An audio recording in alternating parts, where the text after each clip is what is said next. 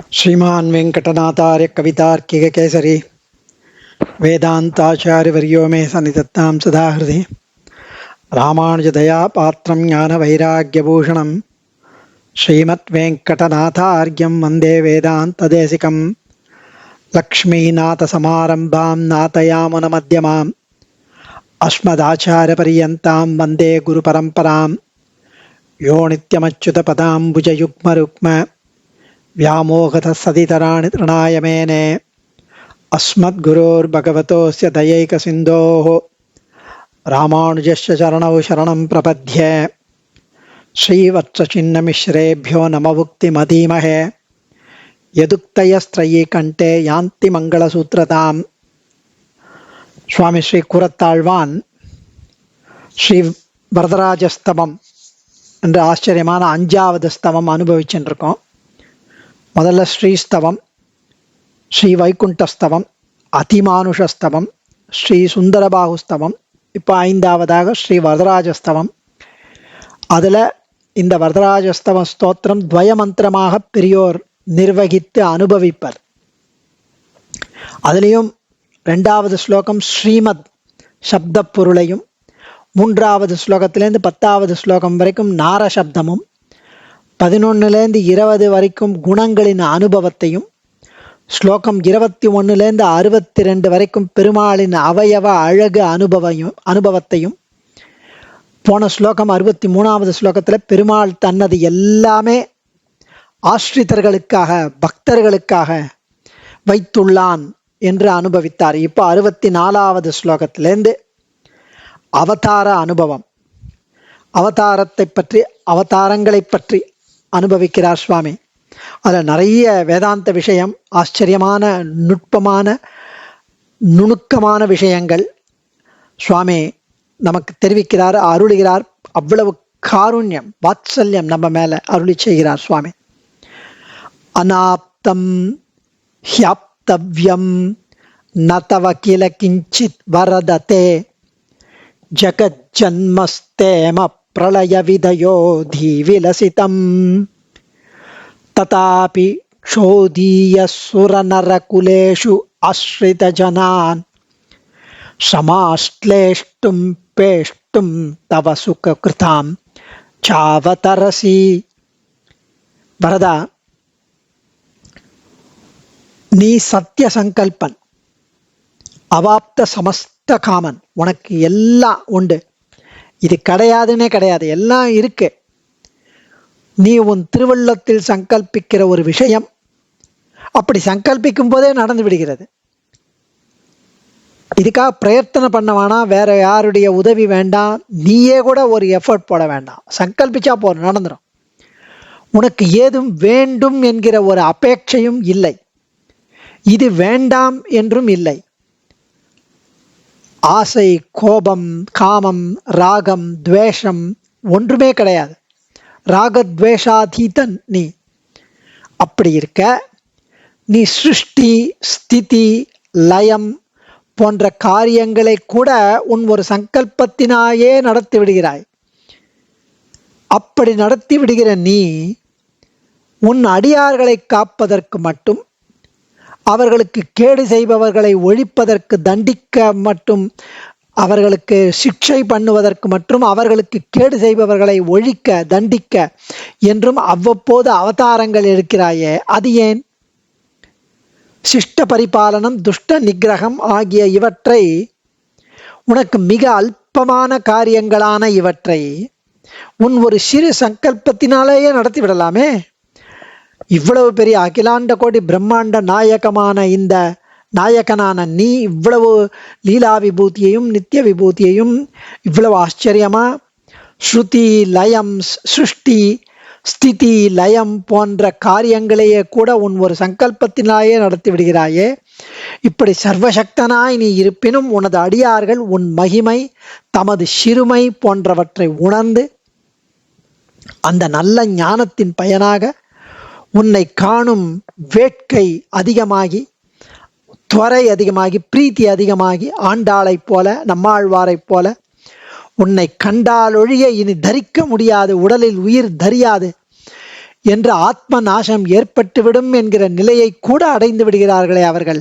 அப்படிப்பட்ட அடியார்களுடைய வேட்கை தீருவதற்கு மட்டுமில்லாமல் அவர்களோடு ஒன்றாக பழகி சஜாத்தியனாய் அவர்களுடைய ஜாதியிலே ஒன்றாய் கலந்து பரிமாறி அவர்கள் இட்ட வழக்காயிருந்து இது கொண்டு அவர்கள் ஆனந்தம் அடைகிறார்களே, அதை கண்டு நீ ஆனந்திக்கத்தான் இந்த அவதாரங்கள் எடுக்கிறாயோ?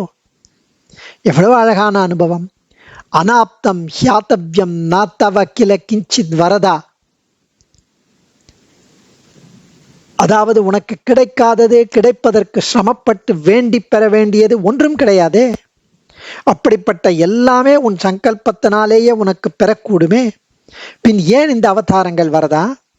உனக்கு இனியரான பாகவதர்களை, உன் பிரிவை பொறுக்க முடியாமல் இருக்கும் அவர்களை மகிழ்விப்பதற்காக, கூடவே ஆனுஷங்கிகமாக பாகவத விரோதிகளை தீர்ப்பதற்காக அவதாரம் எடுக்கிறாய். உனக்கு கிடைக்காதது என்று ஒரு வஸ்துவும் இல்லை. நீ பூமியில் பிறந்துதான் எதையும் அடைந்தாக வேண்டும் என்பது இல்லை. இது ஏன் சொல்லுகிறேன்னா, நீ ஜகத்துக்களை சிருஷ்டி, ரட்சணம், சம்ஹாரம் செய்வதெல்லாம் உன் சங்கல்பத்தின்படி உன் இஷ்டப்படி செய்ய வல்லவன். அப்படி அவாப்த சமஸ்த காமனாய் நீ விளங்கிய பின்னாலும் நீ உன் இனிய அடியவரை கண்டு மகிழ்ந்து கலந்து அவர்களோடு பூமியில் அவதரிக்கிறாய். கூடவே உன் அடியவரை துன்புறுத்தும் துஷ்டரை பொடியாக்குவதற்கும் இந்த அவதார செயல் உனக்கு உதவுகிறது. அதற்காக மிகவும் மட்டமான, மிகவும் ஹீனமான பிறப்புகளில் தேவர், மனிதர் போன்ற இனங்களில் அவதரிக்க முற்படுகிறாய். ஆழ்வார் போன்றோர் காணுமாறு அருளாய், ஒரு நாள் காணவாராய் என்றெல்லாம் அரற்றுகிறார்கள், கதறுகிறார்கள். அதை பொறுக்க முடியாமல் தான் அவதரித்து தன்னை காட்டினாலன்றி அந்த சாதுக்கள் உயிர் தரிக்க மாட்டார் என்று அவதாரங்கள் செய்கிறானாம் அவன்.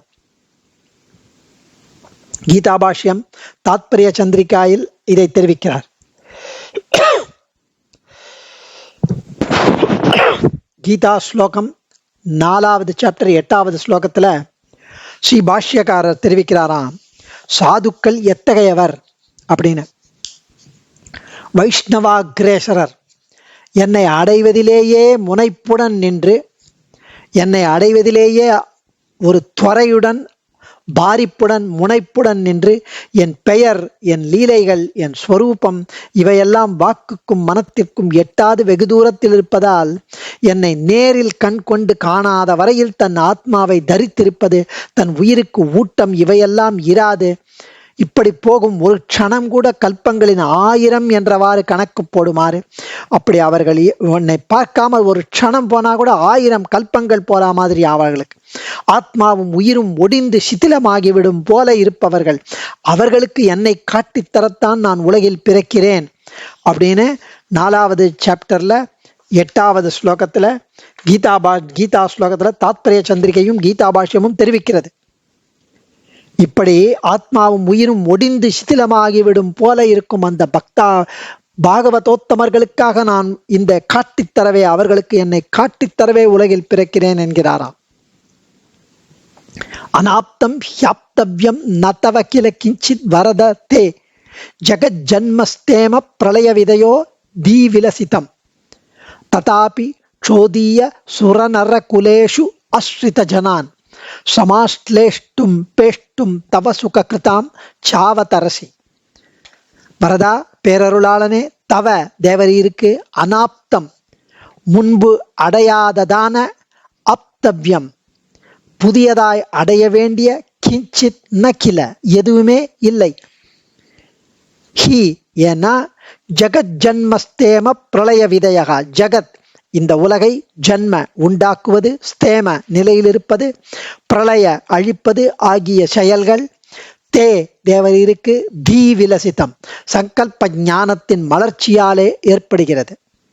ததாபி அப்படி ஆனாலும் ஆஸ்ரித ஜனான் தேவரீரை அண்டின பிரிவை பொறுக்க முடியாத நல்லோர்களை சமாஸ்லேஷ்டும் அனைத்து அருள்வதற்கு, அவர்களை ஹக் பண்ணிக்கிறதுக்கு, அவர்களை அனைத்து அருள்வதற்கும், தத் அத்தகைய சரணாகதர்களுக்கு, அசுக கிருதாம் தீங்கிழைக்கும் கொடியவர்களை பேஷ்டும் அழிப்பதற்கும், ச மேலும் தர்மங்களை நிலைநிறுத்துவதற்கும், சோதிய மிகவும் இளப்பமான சுரநர குலேஷு தேவர்கள் மனிதர்கள் கூட்டத்திலே அவதரசி பிறவி எடுத்து அருள்கிறீரோ.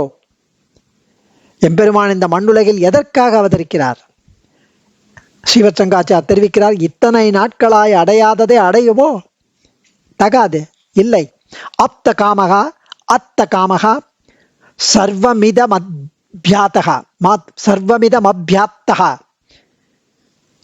என்று ஸ்ருதிகளில் இவனை அவாப்த சமஸ்த காமன் என்று தெரிவிக்கிறது.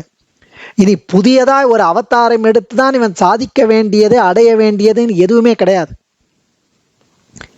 நெறியெல்லாம் எடுத்துரைத்த நிறைஞானத்து ஒரு மூர்த்தியான கண்ணபிரானே அருளுகிறான் அதை. நானவாப்தம் அவாப்தவ்யம் வர்த்த ஏவத்து கர்மணி என்று. பின் ஏன் அவதரிக்கிறார்? இந்த உலகை படைத்து காத்து அழிப்பது பயனாகுமோ என்றால் அதுவும் தகாது. அதனாலேயோ கிடையாது.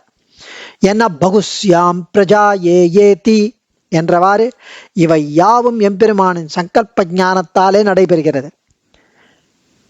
எவையாவும் படைத்து காத்து அழிப்பதெல்லாம் அவனுடைய சங்கல்பம். இதற்காக ஒரு அவதாரமே தேவையில்லை. அப்புறம் பின் எதற்கு அவதாரம்? பரித்ராணாய சாதூனாம் விநாசாய ச துஷ்கிருதாம் தர்ம சம்ஸ்தாபனார்த்தாய சம்பவாமி யுகே யுகே. கீதாச்சாரியனாய் அர்ஜுனனுக்கு அருளியதையே காரணமாய் இங்கு உத்தரார்த்தத்தில் எடுக்கிறார்.